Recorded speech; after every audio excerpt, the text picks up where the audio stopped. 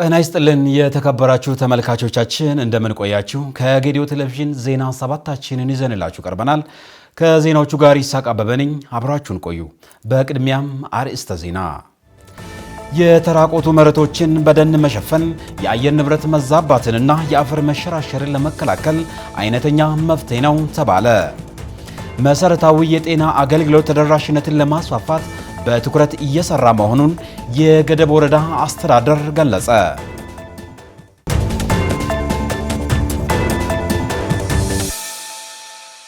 የተከበራችሁ ተመልካቾቻችን በዜና ሰባታችን እነዚህንና ሌሎች ጉዳዮችን በዝርዝር የምንመለከት ነው የሚሆነው። በቅድሚያም አጫጭር ዘገባዎችን እነሆ። ጠቅላይ ሚኒስትር ዶክተር አብይ አህመድ ከፕሬዝዳንት ኢማኑኤል ማክሮን ጋር ተወያዩ። ጠቅላይ ሚኒስትር ዶክተር አብይ አህመድ ከፈረንሳዩ ፕሬዝዳንት ኢማኑኤል ማክሮን ጋር ተወያይተዋል። ጠቅላይ ሚኒስትሩ በማህበራዊ ትስስር ገጻቸው ባስተላለፉት መልእክት ከፕሬዝዳንት ኢማኑኤል ማክሮን ጋር በጋራ ጉዳዮች ላይ ያተኮረ የሁለትዮሽ ውይይት አካሂደናል ብለዋል። በተጨማሪም በሁለቱ ሀገራት መካከል የተደረጉ ቁልፍ ስምምነቶች ልውውጥ በጋራ መምራታቸውንም ገልጸዋል። በዚህም የታዳሽ የተቀናጀና ዘላቂ ኃይል እንዲሁም የዲጂታላይዜሽን ፕሮግራምን ለመተግበር የሚውል የ54.6 ሚሊዮን ዩሮ የብድር ስምምነትና የ150 ሜጋዋት የጂኦተርማል የመንግስትና የግል አጋርነት አዲስ የማዕቀፍና የፍኖተ ካርታ ልውውጥ ይገኙበታል ነው ያሉት። ዘገባው የፋና ሚዲያ ኮርፖሬት ነው። በመቅደላ ጦርነት ወቅት በብሪታንያ የተወሰዱ ቅርሶች ወደ ኢትዮጵያ ተመለሱ። በመቅደላ ጦርነት ወቅት በብሪታንያ የተወሰዱ ቅርሶች ወደ ኢትዮጵያ በዛሬው ዕለት ተመልሰዋል። ከ158 ዓመታት በኋላ ወደ ኢትዮጵያ የተመለሱት ቅርሶቹ የአፄ ቴዎድሮስ የፀጉር ቁንዳል፣ የልብስ ቁራጮች እንዲሁም የወርቅ አምባር መሆናቸው ተገልጸዋል። የኢትዮጵያ ቅርስ ጥበቃ ባለስልጣን ዋና ዳይሬክተር አበባየው አያለው በዚህ ወቅት እንዳሉት ቅርሶቹ ወደ ሀገር ውስጥ እንዲመለሱ የተደረገው የኢትዮጵያን የታሪክና የባህል አሻራዎች የማስመለስ ስራ አካል በመሆኑ ነው ብለዋል። ለረጅም ዘመናት በባዕድ ሀገር የቆዩት እነዚህ ቅርሶች ኢትዮጵያ የነበራትን ጥንታዊ ስልጣኔና ሉዓላዊነትን የሚያሳዩ ትልልቅ የታሪክ ምስክሮች ናቸው ብለዋል። የቅርሶቹ መመለስ የኢትዮጵያን የታሪክ ባለቤትነትና የዲፕሎማሲ ስኬት የሚያሳይ ትልቅ ምዕራፍ ተደርጎ እንደሚወሰድም ተመላክቷል። ዘገባውን ከፋና ሚዲያ ኮርፖሬት አገኘ ነው።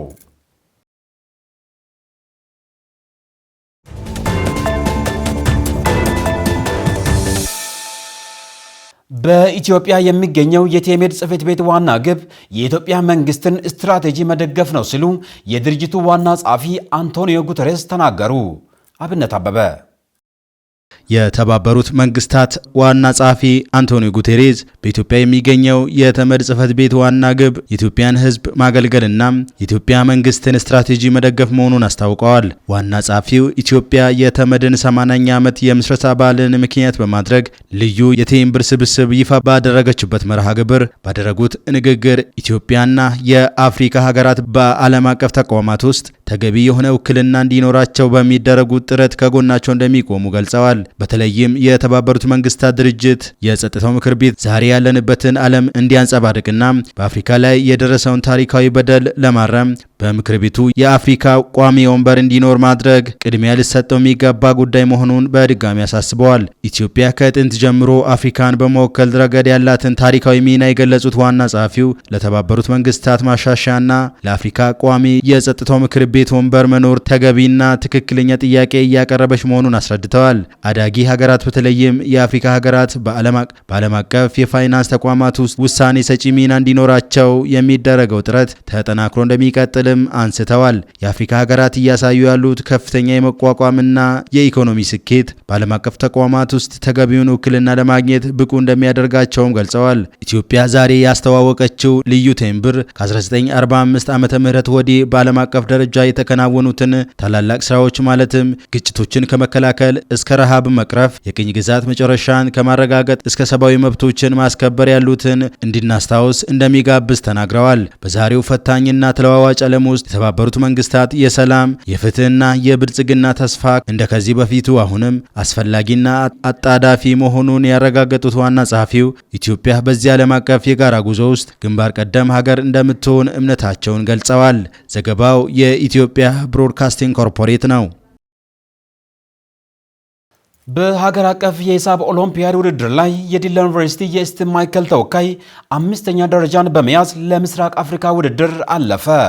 በወሎ ዩኒቨርሲቲ በተካሄደው 3ኛው ሀገር አቀፍ የሂሳብ ኦሎምፒያድ ውድድር ላይ የዲላ ዩኒቨርሲቲ የስቲም ማዕከል ተወካይ በደረጃ በማሸነፍ በዩኒቨርሲቲው እውቅና ተሰጠው። ለዝርዝሩ ደመላሽ ጉልማ። በኢትዮጵያ የሚገኙ ስቲም ማዕከላት ከ9ኛ እስከ 12ኛ ክፍል ያሉ ተማሪዎችም በሳይንስ፣ ቴክኖሎጂ፣ ምህንድስናና ሂሳብ ዘርፎች በተግባር የተደገፈ ትምህርት በመስጠት ውጤታማ ተማሪዎችን የሚያፈሩ የልቀት ማዕከላት ናቸው። ማዕከላቱ በፈጠራ ስራዎች፣ በሮቦቲክስ እና በተጠናከረም የቤተ ሙከራ ስልጠናዎች ላይ ያተኩራሉ።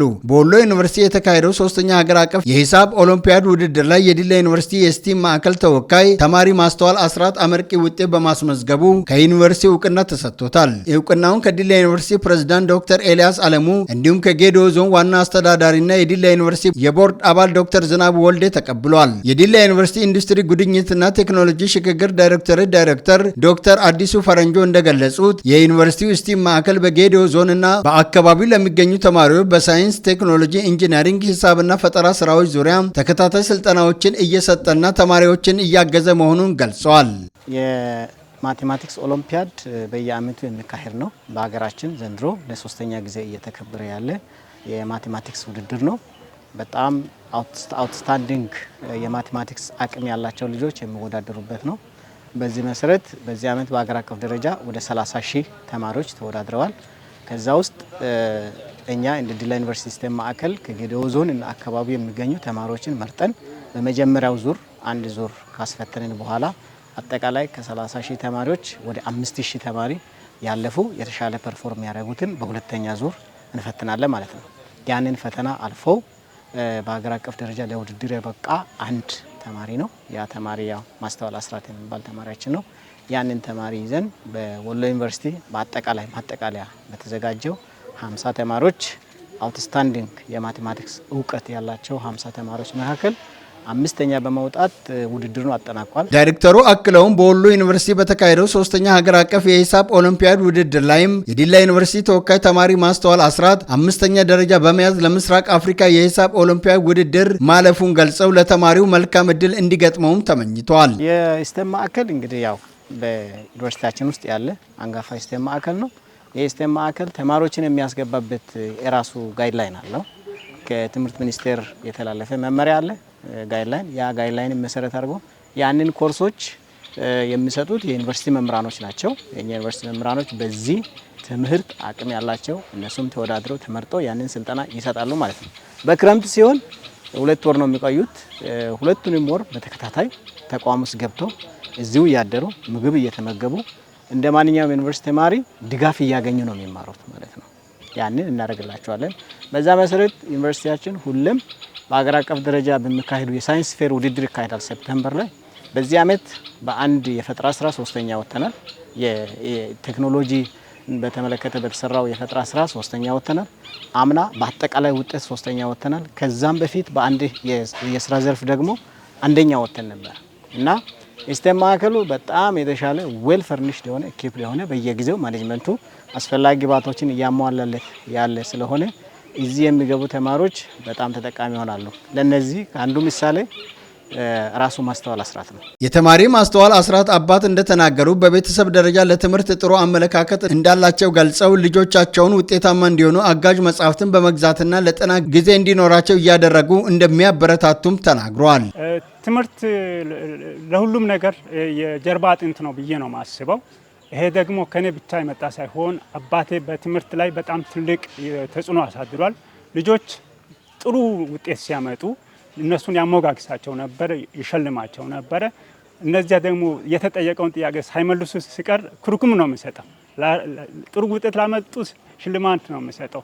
ይሄ ተጽዕኖ የኔን ታላላቆች ላይ ትልቅ ተጽዕኖ ነው ያሳደረውና እነዚያ ታላላቆች በእኛ ላይ ትልቅ ነገር ነው የሰሩልን ማለት ነው። ተማሪ ማስተዋል አስራት በበኩሉ ከዲላ ዩኒቨርሲቲ ስቲም ማዕከል ያገኘው ስልጠና ለውጤቱ ከፍተኛ አስተዋጽኦ እንዳደረገለት ገልጾ ለዩኒቨርሲቲው ምስጋና አቅርቧል። ስቲም ማዕከሉ ያው ለተማሪዎች ትምህርት ቤት ውስጥ ማግኘት የማይችሉ አለ። ለምሳሌ ያክል የፊዚክስ፣ ኬሚስትሪ፣ ባዮሎጂ ምናምን ኤክስፐሪመንቶች ምናምን ለመስራት ትንሽ ለሚያስቸግራቸው ስለምንቸገር እሱን እዛው ላቦራቶሪ ውስጥ ምናምን እየገባን እያስተማሩን እሱን አክሰስ ይሰጡናል ማለት ነው። በትምህርት ቤት የማንማራቸው ያላየናቸውን ነገር በአካል እንድናይና እንድንማር ይረዳናል። ከዛም ደግሞ ባሻገር ምን አለ ኢኖቬሽን ላይም ደግሞ ትኩረት ሰጥተው ይሰራሉ። ማለትም ፈጠራ ለአካባቢውን ችግር መፍታት የሚችል ፕሮጀክቶችን እንድንሰራ ይገፋፉናል። ዌብሳይቶችን እንድንሰራ አካባቢያችን ላይ ያለውን ችግሮችን አይተን እሱ እንድንፈታ ያግዘናል ማለት ነው፣ ያበረታታናል።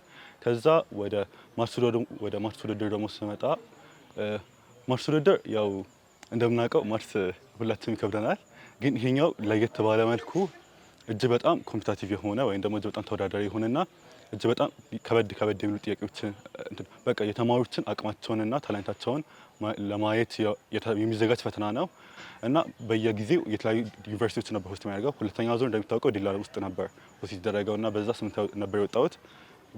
በዚህኛው ዓመት ደግሞ ወሎ ዩኒቨርሲቲ ነበር የተዘጋጀው እና እዛው ደግሞ ከነበሩ ከ50 ምናምን ተማሪዎች ውስጥ እኔ እንደ 5ኛ ወጥቻለሁ እና ቀጣይ ደግሞ ከዚህ ቀጥሎ ይሄኛው እዚህ ጋር ብቻ የሚያበቃ አይደለም። ምክንያቱም ቀጥሎ በኢትዮጵያን ወክለን ደግሞ ወደ አፍሪካ ደረጃ እስከ ዓለም አቀፍ ደረጃ የምንሄድበት ሌላ ውድድር ስላለ ሞር በጣም ኮምፒቲቲቭ ነው ወይም ደግሞ በጣም አቅማችን በደንብ ይፈትነናል ማለት ነው። በቀጣይም በምስራቅ አፍሪካ ደረጃ ለሚካሄደው የሂሳብ ኦሎምፒያ ውድድር የዲላ ዩኒቨርሲቲ ለተማሪው አስፈላጊውን ሁሉ ድጋፍ እንደሚያደርግ ገልጿል።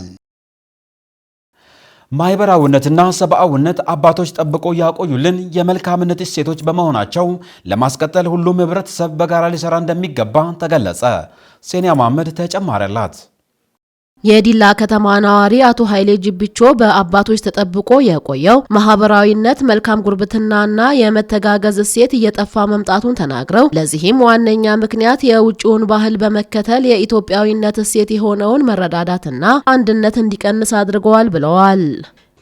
በአንድነት መኖራችን መረዳዳችን መቀጠል አለበት። አዎ መቀጠል አለበት። በፈጣሪ ዘንድም ያው እርስ በርስ ተመካከሩ አንድ ላይ ኑሩ ይላል። ፈጣሪም የተቸገረውን ያገኘው ይርዳ ይላል። እኛም ደግሞ እንደገራችን መተሳሰብ መረዳዳት እንዲኖር በየአካባቢው በየጎረቤቱ በደረጃው እስከ ላይ ድረስ መተሳሰር አለብን። አቶ ዳዊት ኃይሉ ከዚህ ቀደም የመረዳዳትና የመደጋገፍ እሴት ጠንካራ እንደነበር አንስተው አባቶች ጠብቀው ያቆዩት የመልካምነት እሴት በመሆናቸው ለማስቀጠል ሰላምታን ማጠናከር እንደሚያስፈልግም ገልጸዋል። አንደኛው እኛ እርስ በራሳችን በፍቅር የድሮ የጠፋውን ፍቅር ማሳየት ስንፈልግ እርስ በራሳችን ማክበር፣ አባትና እናትን ማክበር፣ እርስ በራሳችን ሰላም ነው ደህና ነው እያለን እየተጠያየቀን ከሄደን ያ ድሮ የጠፋ ሰላም ድሮ የጠፋው የፍቅር ይመለሳል ብዬ አስባለሁ። ወይዘሮ መሰለች ተፈራ የዲላ ከተማ ነዋሪ ሲሆኑ የኢትዮጵያዊነት መገለጫ መረዳዳት ነበር፣ አሁን ላይ ግን የውጭ ባህል በመከተል እየቀነሰ እንደመጣ ጠቅሰው የውጭውን ባህል ትተን ለመጪው ትውልድ የመረዳዳትና የአንድነት እሴትን ማስቀጠል አለብን ብለዋል። ይሄ ምክንያት ቀረው መጀመሪያ ላይ ያለ ነው የጠየቅሽኝ ሁሉ ያለ ነው። መረዳዳቱ ያለ ነው። መጠያየቁ ያለ ነው። መጀመሪያ የኢትዮጵያ ሕዝብ እንደ ኢትዮጵያ እንትን ነው ያደረ ነበረው። ግን አሁን የኑሮ ውድነትም ሊሆን ይችላል። እንደገና ደግሞ የውጭ ባህል እያመጣን እየቀረጽን ወደ ራሳችን ሽፍት እያደረግን ነው እያስቀረን ያለ ነው። ኢትዮጵያ ትላንት እርስ በርስ መብላት፣ እርስ በርስ የመጠያየቅ፣ የታመመውን በመጠየቅ፣ ያዘነውን በማጽናናት ኢትዮጵያ በዚህ ትታወቃለች። እንግዲህ ከውጭ ሀገር ወይንም ደግሞ ከሀገራችን ከኢትዮጵያ ውጭ በምንቀርጸው በምናመጣ ነገሮች ነው ነገራችን እየቀረ ያለው። አቶ ፍስሐ ሙርከቴ ከዚህ በፊት አባቶቻችን ያስተላለፉት መልካም ባህል ለትውልዱ ማስቀጠል እንዳለበት ገልጸው ድሮ የነበረውን አንድነት የመተሳሰብና የመረዳዳት ባህል ዳግም እንዲመለስ ሁሉም የበኩሉን አስተዋጽኦ ማበርከት እንደሚገባም ተናግረዋል። እንዴት ነበረ ወዳጅነታቸው፣ እንዴት ነበረ ፍቅራቸው፣ እንዴት ነበረ የሚለውን ነገር ሲናይ በጣም የተራራቀ ነው ካሁኑ ጋር ሲናነጻጽር ማለት ነው። ስለዚህ ያ ነገር መቀጠል አለበት ነው። ስለዚህ የዛኔ የነበረው የጎረቤትና አብሮ የመኖሩ ሁኔታ በጣም ደስ የሚል ነበረ። አሁን ግን ያ ነገር ለምን ቀረ ብለን ሲናነሳ ሰው መቅረት የለበትም። ስለዚህ ወዳጅነታቸው እዛኔ የነበረው ወዳጅነትና ፍቅራቸው መቀጠል አለበት።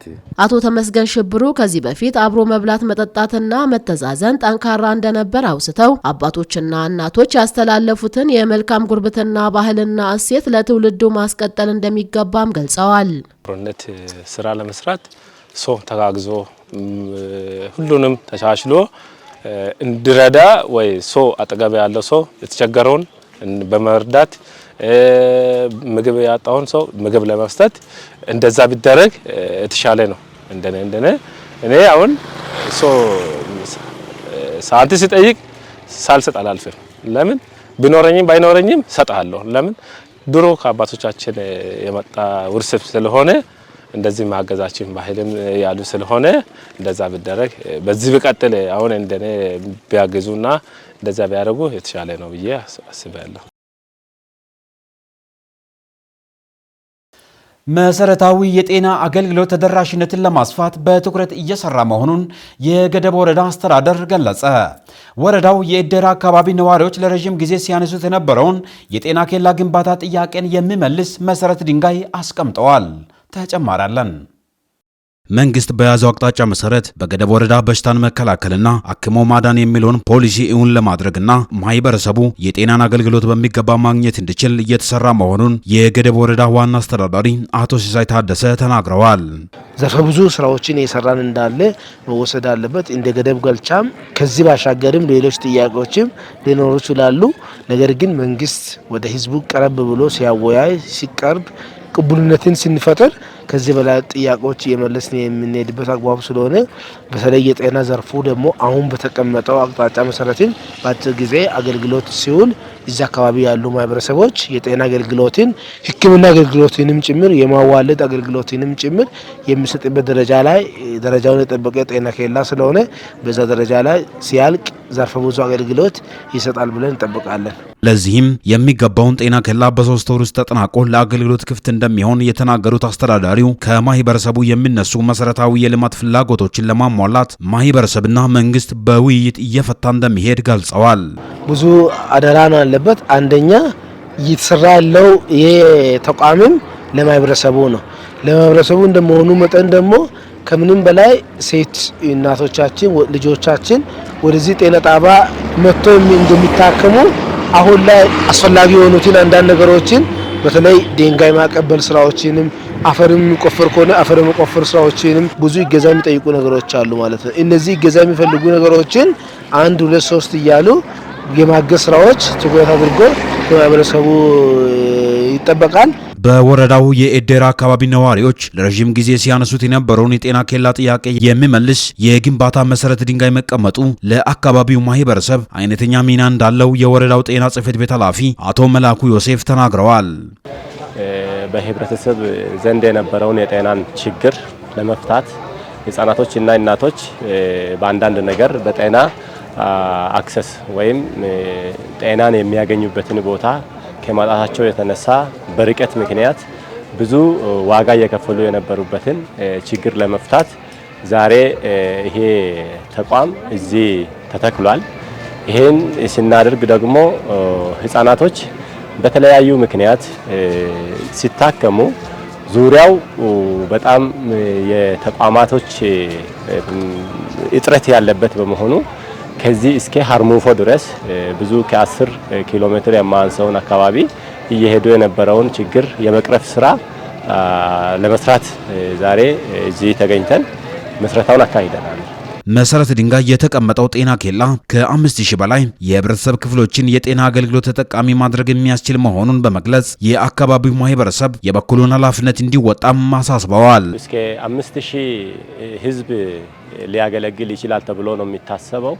አሁን ደግሞ ይሄ አሁን ቤዚክ ከሚልበት ወይም መሰረታዊ ከምንልበት ተቋም ወደ ሁሉ አቀፍ ወደ ኮምፕሬሄንሲቭ ወደሚባልበት ደረጃ ደርሶ ከ10 በላይ ያለውን እስከ 25000 ህዝብ ያለውን የሚያክምበትን እድል እያሰፋ የሚሄድ ተቋምና ብዙ ህዝቦችንም የሚረዳ በተለያየ በጤና ፓኬጅ በጤና ኤክስቴንሽኖች ፓኬጅ ህዝብን የሚደርስ ሆኖ ነው ማገልገል ያለበት ተብሎ ይታሰባልና ጤና ኬላ ለመገንባት በአካባቢያቸው መሰረት ድንጋይ በመቀመጡ መደሰታቸውን የገለጹት ነዋሪዎች ከዚህ በፊት ከቦታ ርቀት ምክንያት ሲደርስብን የነበረውን እንግልት በማስቀረት በቅርበት የጤና አገልግሎት ተጠቃሚ መሆን እንድንችል ያደርጋል ሲሉም ተናግረዋል።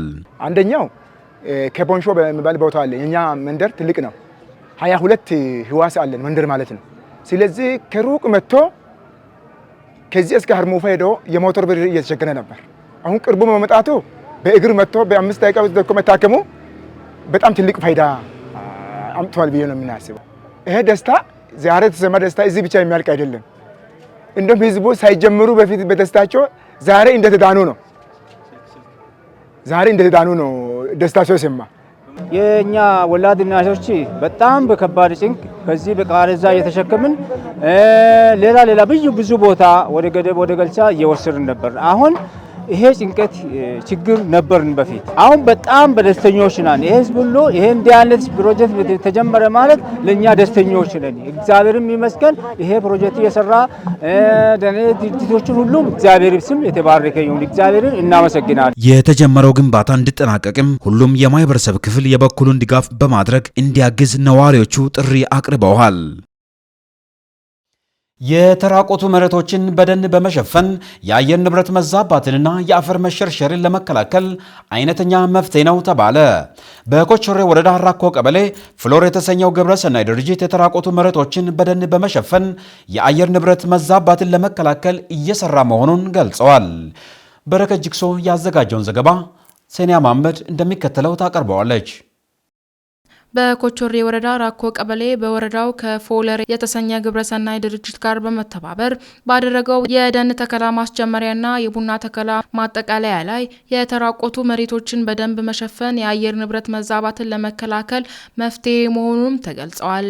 የጌዲዮ አባቶች ለዘመናት ያቆዩትን ባቦ ስርዓትና ጥምር እርሻን ለማስጠበቅ ባዶ መሬት ላይ የተለያዩ ችግኞችን መትከል ወሳኝ መሆኑን የጠቆሙት የኮቾሬ ወረዳ አስተዳደር ዶክተር ዳዊት ጀቦ ዛፎችን መትከል የአፈር መንሸርሸር ለመከላከል ጉልህ ሚና አለውም ብለዋል። እንሰትና ቡና ጌዲዮ ማህበረሰብ የሚታወቅበት የኢኮኖሚ ዋልታ ነው ያሉት አስተዳዳሪው በራኮ ቀበሌ የቡና ተከላ ማጠቃለያ መርሃ ግብር ማከናወናቸውንም ተናግረዋል።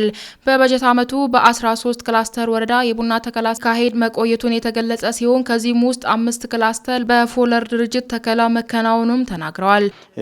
ብዙ አባቶቻችን ጠብቆ ያቆዩት ይሄ ባቦን ስርዓቱን ለማስቀጠል እኛም ዛሬ እንደ ኮቾሬ ወረዳ በአጠቃላይ በወረዳችን ላይ ከ100 ሺህ በላይ ይሄ ባቦ ወይ ደግሞ ደን ተከላ የሚከናወናልና ይሄ ለረጅም ጊዜ የቆየውን ዛሬም እኛም በተሻለ መልክ ይዘን የተጎዱ መሬቶችን የመካስ ስራ እየሰራን ያለንበትና በወረዳችን 13 ክላስተር በፍሎር ደግሞ 5 ክላስተር ላይ እጅግ በጣም ሰፊ የሆነ በፍሎር ፕሮጀክትም እንደዚሁም ደግሞ በወረዳችን የተጀመረ ትልቅ 13 የደረስነው ክላስተር ስራዎች አሉና ከዚህም አልፎ በ22ቱም ቀበሌ ላይ አርሶ አደሮች በርካታ የሰሩት አሉ። እነዚህን ደግሞ አጠቃላይ እስካሁኑ እየተከልን ቆየንበትና ዛሬ ደግሞ ማጠቃለያ ፕሮግራማችን ከፍሎር ፕሮጀክቱ አንዱ ረኮ ከመሆኑ አንፃር ረኮ ላይ ዛሬ ማጠቃለያ ፕሮጀክት ወይ ደግሞ ማጠቃለያ የቡና ተከላን እያደረግን ያለ ነው። የወረዳው ብልጽግና ፓርቲ ቅርንጫፍ ጽህፈት ቤት ኃላፊ የራኮ ቀበሌ በአካባቢው ባለው ራኮ ተራራ የምትታወቅ መሆኗን ተናግረው በቡና ምርት ውጤታማ እንቅስቃሴ ማድረጋቸውንም ገልጸዋል። ቡና እናድሳለን በሚል መርህ ከ100 ሄክታር መሬት በላይ ቡና ነቅሎ ከ1.2 ሚሊዮን በላይ እግር ቡና ተከላ ማካሄዳቸውን የኮቾሬ ወረዳ ምክትል ኃላፊ አቶ አስመላሽ በቀለም ተናግረዋል። የኮቾሬ ወረዳ ግብርና ጽህፈት ቤት ምክትል ኃላፊ አቶ ደንበላሽ በቀለ በበጀት ዓመቱ ኮቾሬ ግብርና ጽህፈት ቤት ቡና እናድሳለን በሚል ከ400 ሄክታር መሬት በላይ የቡና ተከላ ማካሄዳቸውንም ገልጸዋል። በ13 ቀበሌ በኩታ ገጠም የቡና ተከላ ማካሄዳቸውን ያብራሩት ኃላፊው በስግሰጋም 1.1 ሚሊዮን በላይ የቡና ችግኞች መተከላቸውንም ተናግረዋል። እንደ ዘንድሮ እንደ 2018 በ13ቱም ቀበሌ የቡና ንቀላ በኩታ ገጠም ተሰርቷልና በዚህ ላይ ከ463.3 ሄክታር ላይ 217.5 ሄክታር በኩታ ገጠም ቡና ነቅለን አዲስ ችግኝና የተለያዩ የእንሰት ችግኞችን እንተክላለን ብለን ተነስተን ከዚህ ውስጥ 217.5 ሄክታር ቡና ነቅለን በዚሁ ተነስተናልና እንዲሁም ሌሎች በአዲስ ማሳ ላይ በቡና ውስጥ እነዚህ የቡና ችግኞች እንዲተከሉ 1.2 ሚሊዮን እንተክላለን ብለን ቡና የተነቀለበት አዳዲስ ማሳዎች ውስጥ በስግሰጋ የቡና ችግኝ እንተክላለን ብለን አቅደን ተነስተን 98% ወደ 1.18 ሚሊዮን የቡና ችግኝ እንዳጠቃላይ እንደ ኮቸሬ ወረዳ ተክለናል ማለት ነው። በኮቾሬ ወረዳ ግብርና ጽሕፈት ቤት የቡና ጽሕፈት ቤት ኃላፊ አቶ አዲሱ ክቤም በቡና ተከላ ማጠቃለያ ላይ መገኘታቸውን በመናገር ፎሎር ፕሮጀክት ከመንግስት ጋር በመተባበር ለአርሶ አደሩ ግንዛቤ በመፍጠር ትልቅ ስራ መስራታቸውን ጠቁመው የተተከሉ የቡና ችግኞች ከፍተኛ እንክብካቤ ስለሚፈልጉ አርሶ አደሩ በክላስተር ይህንን ስራ እንዲሰሩ መልእክታቸውንም አስተላልፈዋል። የኮቾሬ ወረዳ የፎሎር ፕሮጀክት አስተባባሪ አቶ ግርማ ማዘሪሁን የተራቆቱ መሬቶችን በደን መሸፈን የአየር ንብረት እንዳይዛባ መፍትሄው መሆኑን በመግለጽ በወረዳው ከ111 ሺህ በላይ ችግኞች መትከላቸውንም አብራርተዋል። በዘንድሮ ዓመት በቡና ጉንደላና ነቀላ በማካሄድ ቡናን የማደሱን ስራ መስራታቸውን የተናገሩት አስተባባሪው በ5 ቀበሌ የቡና ተከላ ማካሄዳቸውንም አንስተዋል። እንደ አጠቃላይ በኮቾሬ ወረዳ በ5 የፕሮጀክት ቀበሌ ወደ 98.1 ሄክታር የሚጠጋ የቡና እደሳ ስራ ነቅሎ በአዲስ የማደስ ስራዎችን እንግዲህ በስፋት ለማከናወን ተችሏል። አርሶ አደሩ ቡናን ነቅሎ በአዲስ በሚተክልበት ሰዓት ለቡና ጥላነት የሚያስፈልጉ የጥላ ዛፎችንም ችግኝ በማዘጋጀት አርሶ አደሩን እንግዲህ በተገቢ መልኩ ድጋፍና ክትትል ማድረግ ተችሏል እንደ ፕሮጀክት። ከዚህ ጎን ለጎን ደግሞ እንዲሁም የደን ተከላ ፕሮጀክቱ ዲግሬድድ ላንድ ሪስቶር ያደርጋል። የተጎዱ መሬቶችን መልሶ በደን እንዲያገግሙ ለአየር ንብረት ተስማሚ የሆኑ ምቹ ኢንቫይሮንመንቶች እንዲፈጠሩ የተጎዱ መሬቶችን በደን በርከን ስራዎች በፊዚካል ስራዎች እንግዲህ በማገዝ እነኚህን ቦታዎች መልሰው እንዲያገግሙና የቀደመ ቦታቸውን እንዲመለሱ የማድረግ ስራዎችን ፕሮጀክቱ እንግዲህ በስፋት እየሰራ ያለበት ሂደት አለና ለዚህም በዘንድሮ ዓመት እቅዳችን እንግዲህ በ5 የክላስተር ቦታዎች ወደ 114000 የሚጠጉ ሀገር በቀልና ለተጎዱ መሬቶች ማገገሚያ የሚሆኑ የጥላ ዛፎችን በማዘጋጀት ዘንድሮ ላይ በረኮ ቀበሌ ላይ እንግዲህ በስፋት በዛሬው ዕለት እንግዲህ ላውንች አድርገን የማስተከል መርሃ ግብሮችን በስፋት ከወረዳው ግብርና ጽሕፈት ቤት ጋር ከወረዳ አስተባባሪ አካላት ጋር በመሆን እንግዲህ በስፋት ዛሬ ላይ ማከናወን እንችላልና ከዚህ በፊት በርካታ ቡና ነቅሎ በአዲስ የመተካት ስራዎች ወረዳው ከፎሎር ድርጅት ጋር በመተባበር መስራቱን የገለጹት አርሶ አደሮቹ በግብርና ዘርፍ ያገኙትን ግንዛቤ ለሌሎቹ በማስተማር ምርትና ምርታማነትን እንደሚያሳድጉም ተናግረዋል። ዘንድሮ በ2018 ላይ ይሄ ፎሎር ፕሮጀክት እየሰራ ስራ በጣም የሚያስመሰግን ነው። ትላንት ያላየን ነገር አዲስ ሆኖ አሁን ግን ስናይ ይሄ ነገር ትላንት አይተን የማናውቀው አዲስ በመሆኑ አሁን በጣም እያመሰገንን ቀጣይም ለማያውቁትን ለማያውቁትንም እያስረዳን ሌሎችም እንዲነቅል እናደርጋለን።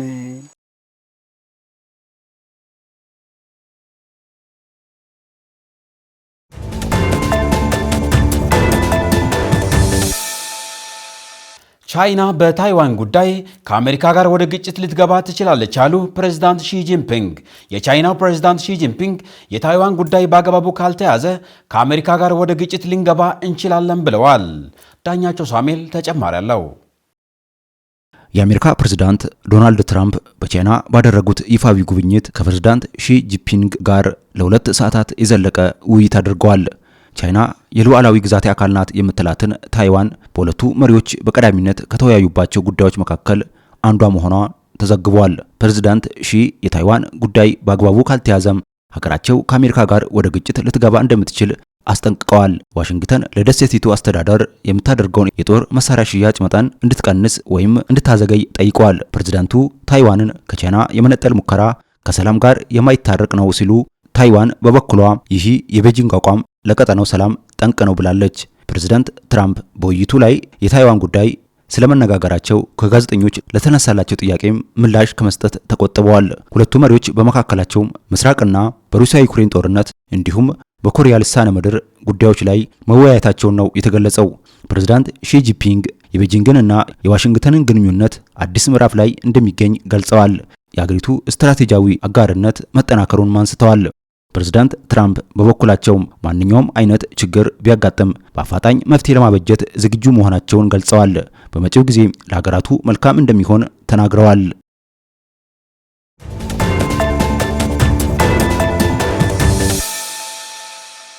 የተከበራችሁ ተመልካቾቻችን ዜናዎቻችንን ከማጠቃለላችን በፊት አበይት ነጥቦችን እናስታውሳችሁ። የተራቆቱ መሬቶችን በደን በመሸፈን የአየር ንብረት መዛባትንና የአፈር መሸርሸርን ለመከላከል አይነተኛ መፍትሄ ነው ተባለ። መሰረታዊ የጤና አገልግሎት ተደራሽነትን ለማስፋት በትኩረት እየሰራ መሆኑን የገደብ ወረዳ አስተዳደር ገለጸ። የተከበራችሁ ተመልካቾቻችን በመከታተል ላይ የነበራችሁት ከጌዲዮ ቴሌቪዥን የሚተላለፍላችሁን ዜና ሰባታችንን ነበር። ዜናዎቻችንን በዚሁ አበቃን። ዜናዎቹን በመምራት አብሬያችሁ ቆየሁት ይስሐቅ አበበ ከመላው ስቱዲዮ ባለሙያዎች ጋር በጋራ በመሆን ነበር። ከቀሪ ከጌዲዮ ቴሌቪዥን ፕሮግራሞች ጋር መልካም ቆይታ። ሰላም።